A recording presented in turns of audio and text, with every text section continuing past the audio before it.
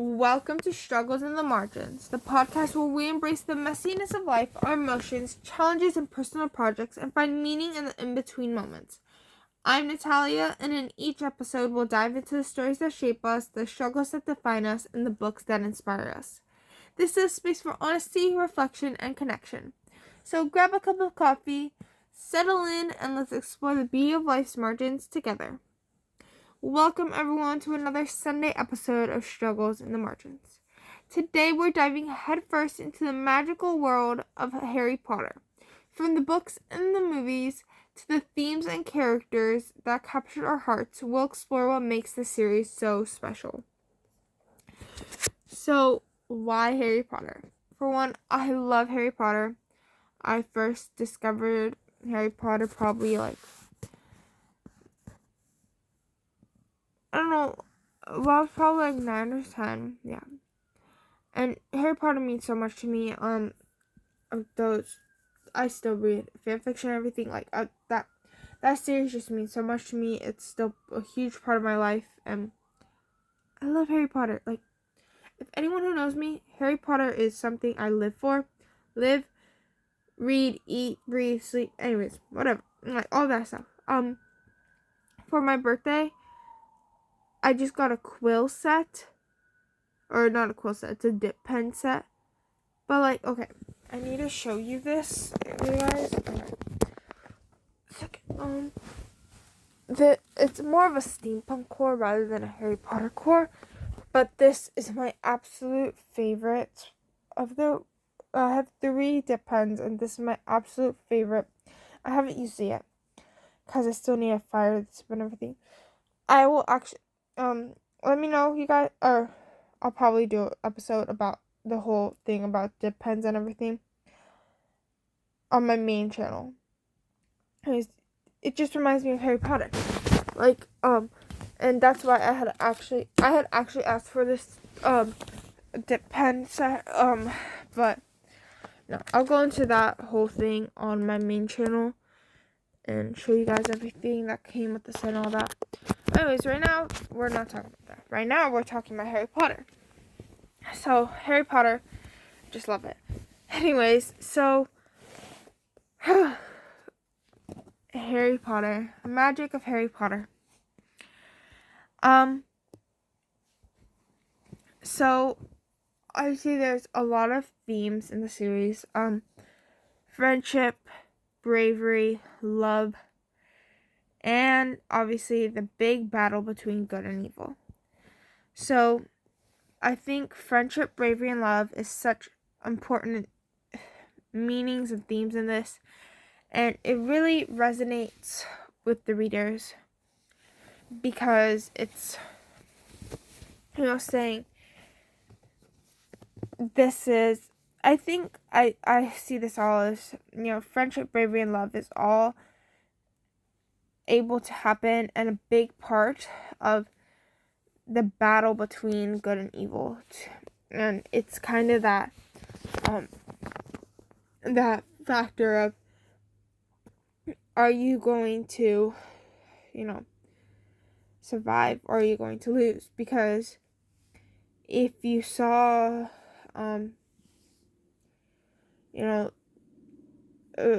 if you see the difference between Harry and Voldemort, Harry had friends, he was brave, and he had love. His mother's love is what saved him as a baby. He had Ron and Hermione always by his side.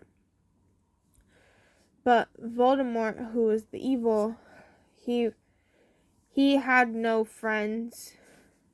He had followers. That's not the same as friends. He didn't have bravery. He had selfishness. And love, some people say that Bellatrix Lestrange loved him. But the only type of love he knew was for Nagini. And that's it.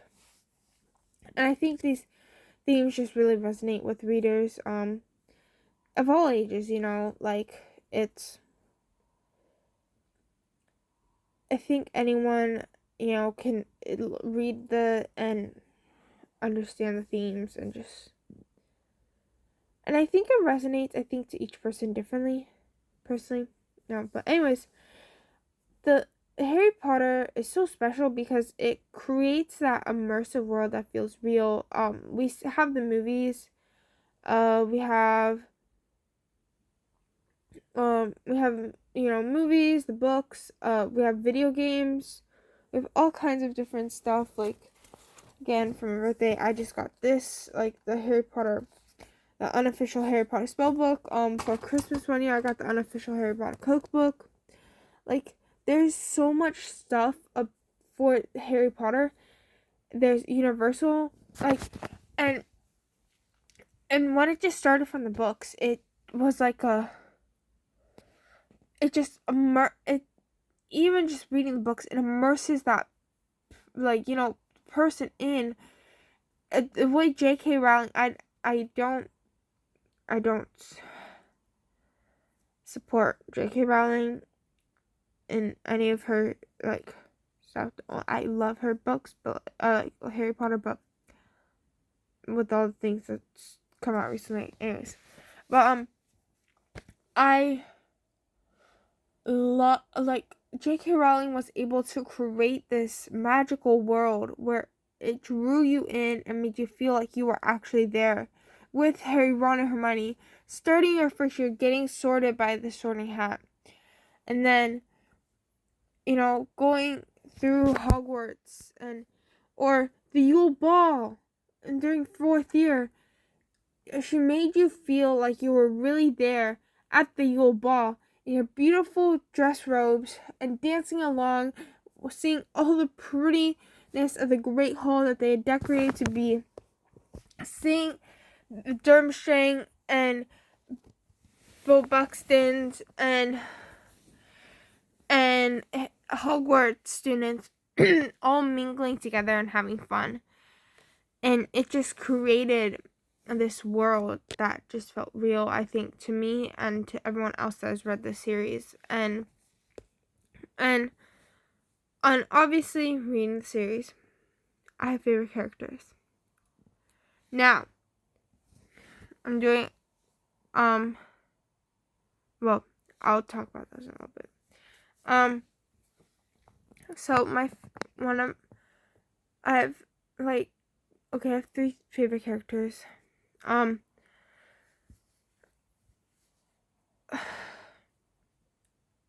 Ginny Weasley. Ginny is such, Ginny, we all know Ginny as the younger sister of Ron. She dated Harry, or she had a crush on Harry, and then they ended up dating in 6th year. Well,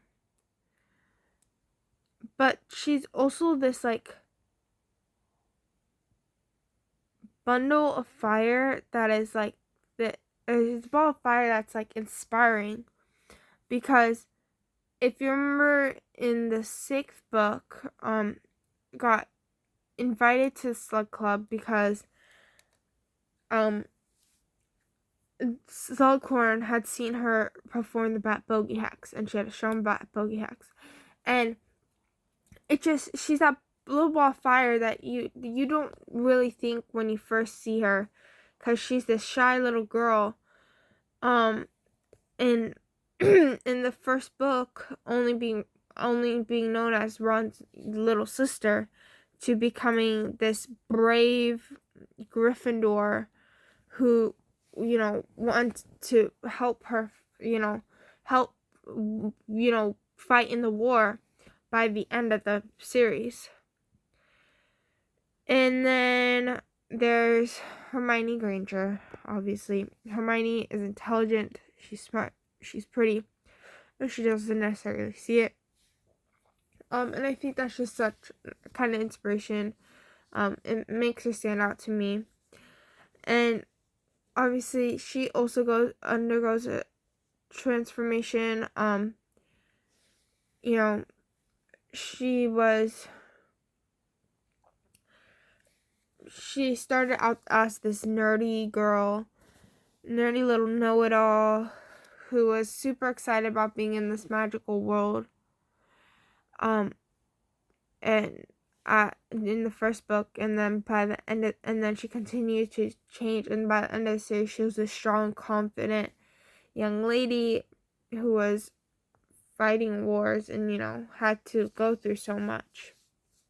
And actually I have to add one more or there's two more characters that inspire me. Anyways, and then Tonks.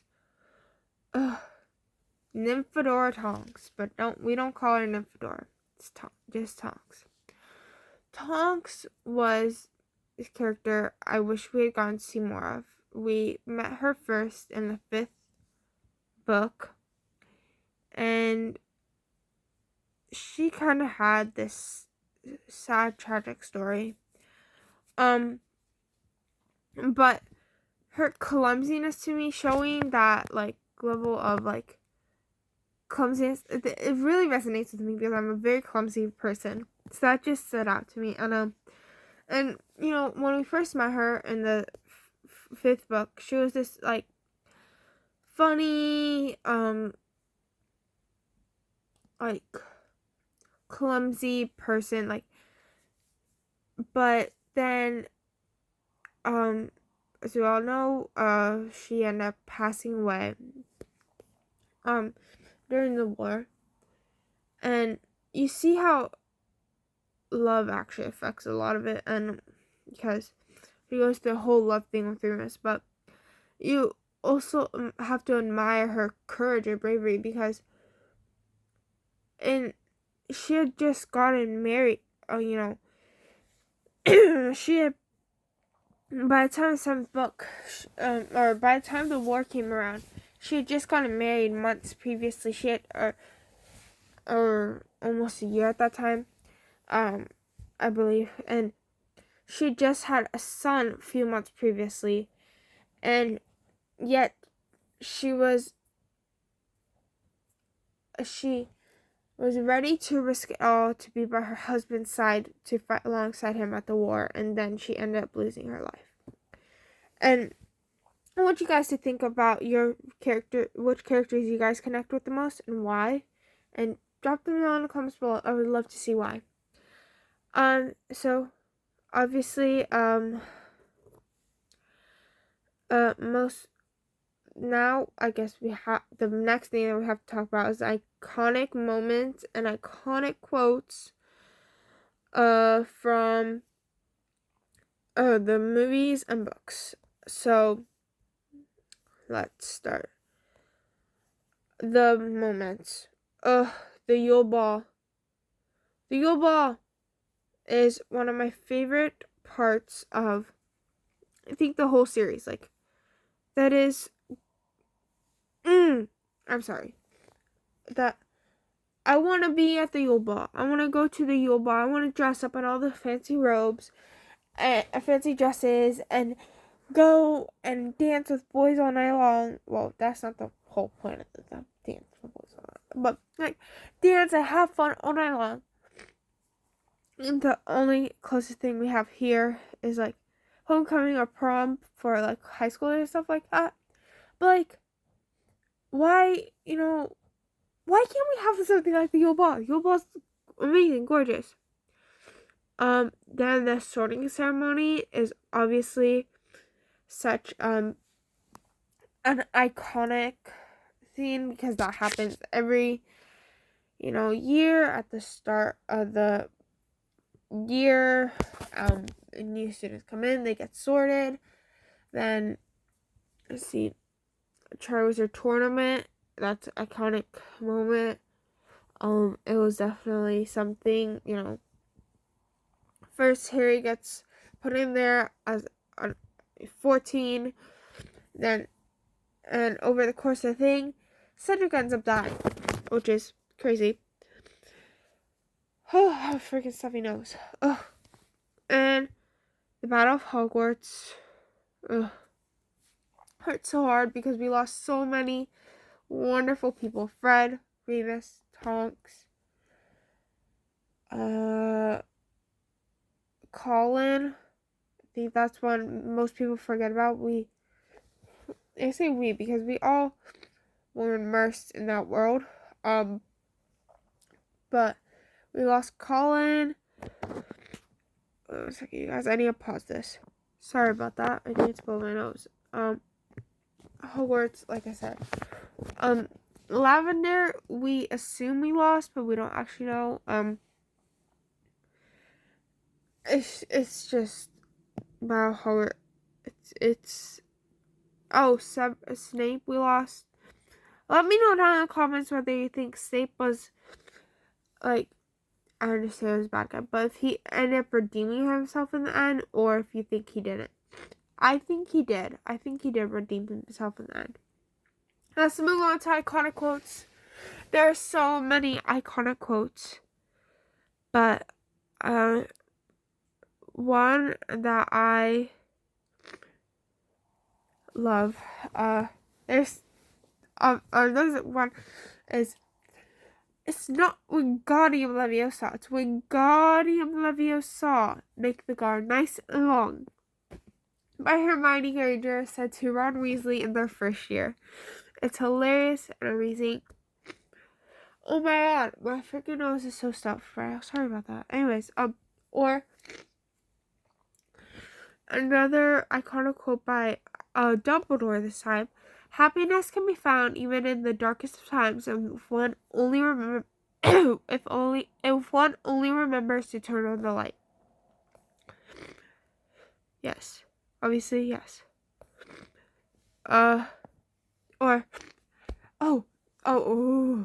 You'll stay with me until the very end.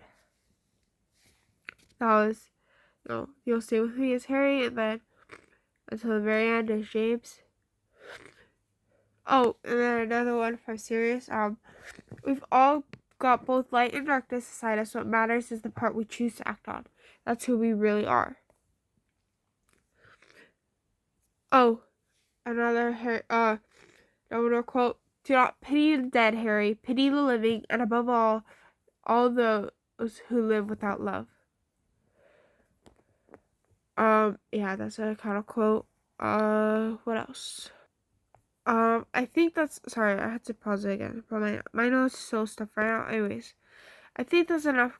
Like, those quotes just, they're iconic, and they mean a lot to me. Like, do not pity the dead, Harry. Like, the living, like, that's obviously such an iconic quote. Like, it just, we've both got light and darkness inside us. That's it. I think it shows that one definitely shows, like, you have the chance to choose your own destiny.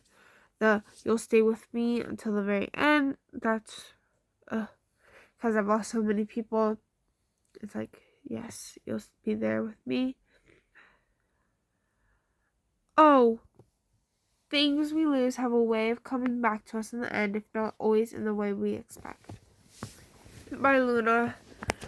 I think that one really resonates with me because I obviously lost a lot of people, and I think that one was because things we lose, I lost them, have a way of coming back to us in the end, not always in the way we expect. And the reason I think that resonates with me is because I cannot I will talk more about this on a Thursday episode, but I can't remember most of what happened before 9 years old. I remember it blocked out a lot of memories, but my book has helped me remember some stuff, and I think that's like that, if not always, because I didn't expect my book to do that. Or the happiness can be found even in the darkest of times if one only remembers to turn on the light by Dumbledore. Owen is but it doesn't only have to be you that turns on the light. Someone else can turn on the light for you, and for me, that was my mom. Oh yeah. And then there's obviously so much beyond the books. There's obviously the regular movies. Then there's the Fantastic Beasts movies, which are amazing, by the way. Definitely go check them out if you haven't seen them yet. The Wizarding World theme parks. I still haven't gone. I want to go, though. I'm hoping. Pottermore and other fan stuff. There's also, what else? There's the Harry Potter video games.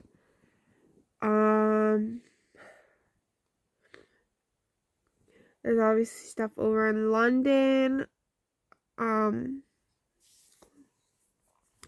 There's so much beyond the books, and it's crazy to see how much this is expanded, and I love it so much because it's like you just get to Fantastic Beasts movies are so good though, like literally. Then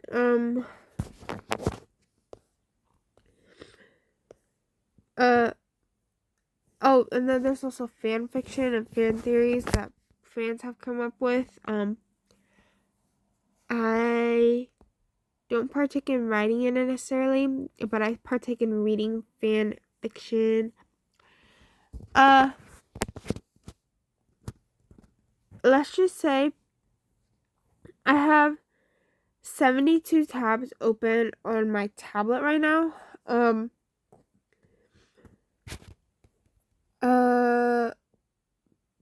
A good amount of those are fan fiction. They're not all Harry Potter. There's some Percy Jackson mixed in there, but and of the tabs that are fan fiction, most of them are Harry Potter. But yeah, the fan theories, fan fiction, headcanons, it's interesting.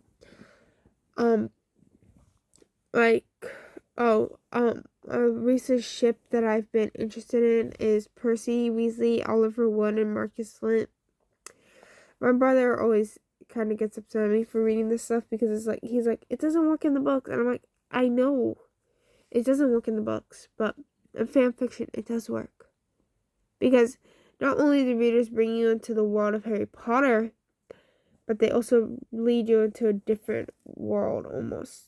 The same world, but a different outcome than how, I don't know. There's just weird. There's obviously some lessons we can learn from Harry Potter. Standing up for what's right. We saw that with Harry. He did that very many times to Snape, to Voldemort. The value of friendship and loyalty. We see, how loyal and how their friendship was so special of Harry, Ron, and Hermione. And even something that I wish was explored a little more was Neville, Luna, and Ginny, their relationship, because they're the Silver Trio. That's okay. I guess I can quickly talk about that. The Golden Trio is Harry, Ron, and Hermione. Obviously, the Silver Trio is The Silver Trio is okay. I'm blanking on all names here. So Golden Trio, Harry, Ron, and Hermione. Silver Trio, Luna, Neville, Ginny. Bronze Trio is Vincent, Crab, Goyle, and Draco. And then there's also, I've heard of like other ones, but I don't necessarily believe in other ones. Oh, and then there's the legendary trio: Snape, McGonagall, and Dumbledore. Yeah. Anyways, back to lessons though that we can learn from Harry Potter. Overcoming fear and self-doubt, big thing as the characters learn. And Neville, did I even talk about Neville in my favorite characters? Neville is such a big person of overcoming that fear and self-doubt. Sorry. Because he had to do that. And I think it started with those first 10 points in the first year of trying to stop Harry, Ron, and Hermione. Because, like I would have said, it takes courage to stand up to your friends. And they've just, helped. Those things, they've shown me, stand up for what's right, keep those friends, and, be loyal. And then you can overcome fear and self-doubt to become something amazing. And then, Hogwarts house sorting. Okay. I think that, obviously we know that the, sorting hat takes your,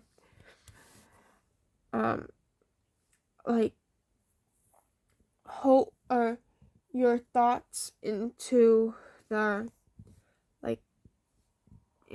consideration. I took the Pottermore test and it told me Ravenclaw. My friends all think I'm like a Hufflepuff or a Ravenclaw. I don't personally see it. I've always thought I was a Slytherin. Slytherin's just me more personally. But so I think if the sorting hat were to take it into consideration, then Slytherin. If not, then I think maybe Hufflepuff or maybe, but I don't honestly think Hufflepuff. I think probably Ravenclaw.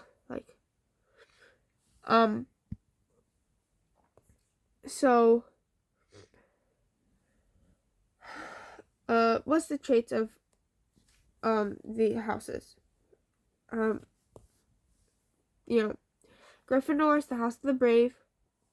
It's known for its courageous and daring students. They value bravery, chivalry, and willing to stand up for what's right. They're seen as natural leaders, willing to take risks, face challenges head on. From relation to loyalty makes them fierce allies and formidable opponents. I'm reading from our website. I'm telling you that right now. And that's something my brothers are very much about. I'm not. I can tell you that right now. Which is why I will tell you why I think I'm a Slytherin in a second. Anyways, Gryffindor, they're just, loyal, daring, they have that sense of honor, integrity, and boldness and determination, Then Ravenclaw, House of the Wise.